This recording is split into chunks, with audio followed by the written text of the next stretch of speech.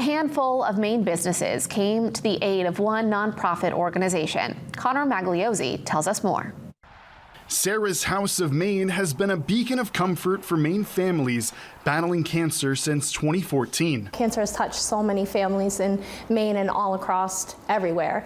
And a lot of our guests have actually said that had we not been here for them, they might not even seek treatment because of the cost and the financial hardship and just the physical hardship of traveling like that when you're receiving treatment. So it's important for us to be here to provide that support for them. Last year, the building was in need of repairs. This is just kind of like a huge house, right? So things go, and we needed to have the roof replaced because we were having some leaks, and the deck on the left side of the building was kind of deteriorating. That's when some Maine companies came to the rescue. Following an evaluation from Curtis Construction, Ware Butler provided $6,000 in materials, and its metal shop was able to donate another $6,000. We understand the importance of Sarah's House and what they stand for and what it means for, taking care of those people who might not have the resources to get treatment that they need.